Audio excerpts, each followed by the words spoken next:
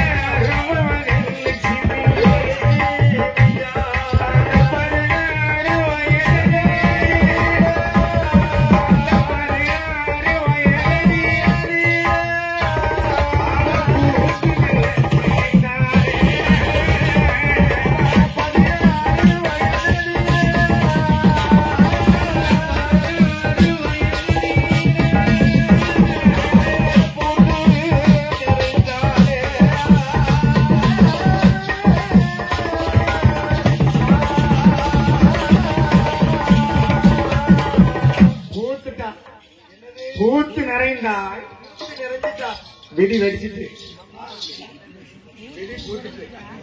அதனால் பூத்து நிறைந்தால் சரி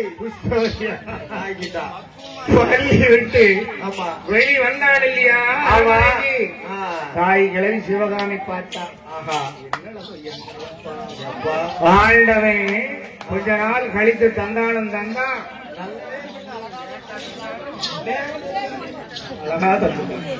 அதனாலே நம்மளை நம்மளுடைய பேர் புகழை நினைத்து காட்டுவார். ஆனா நம்மளுக்கு தொழில் என்ன தொழில்? தாசினா தப்பா தெய்வதாசி கோவிந்தாசி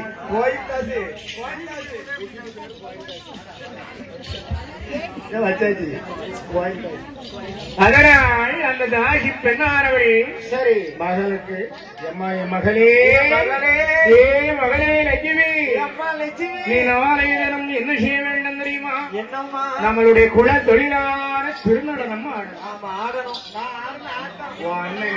மத்தன வாசிக்கணும், நீ ஆடணும், சகராண்ட என்பதாக சொல்லி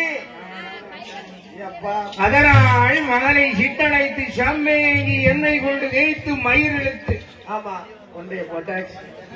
ஏர் வழியில மைய தீட்டி உதட்டுல கொஞ்சம் சாயத்தை போட்டு கழுத்துல கழுகு மாதிரி பாசி போட்டு சாதா சேலை சருகு சேலை. இது சருகு சேலை, இது சாதா சேலை. நல்ல காஞ்சிபுரம் பட்டை வெட்டியாச்சு.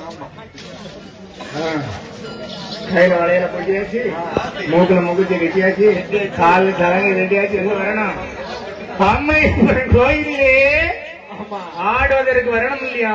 வர வேண்டும். ஒட்டிருந்தாலும் பரவாயில்லையே. ஒவ்வொரு கடையில போயில பார்த்தாங்க.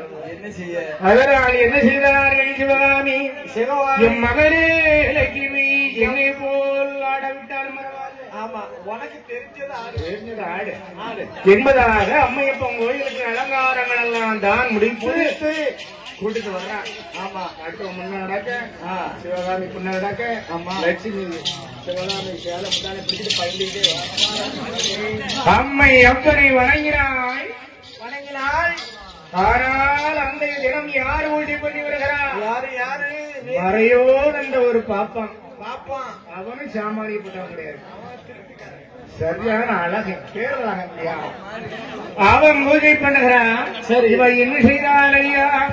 அம்மை அப்பனை வணங்குகிற நேரம் தீப கற்பூரத்தை காட்டி கொடுத்தான் பாப்பான். தீப ஒளிச்சத்தை யாரு முகத்துல பார்த்தான். சரி யார் லட்சுமி அம்மா அழகு இவ்வளவு நாள் தாய்கள் ஆடுவா. அம்மா தான் ஆடிக்கிட்டே இருந்தா. வயசாயிட்டு சுகம் இல்ல அவன் எவ்வளவு அழகா இருக்கா. வாருங்க அங்க பாருங்க சரிக்கிட்ட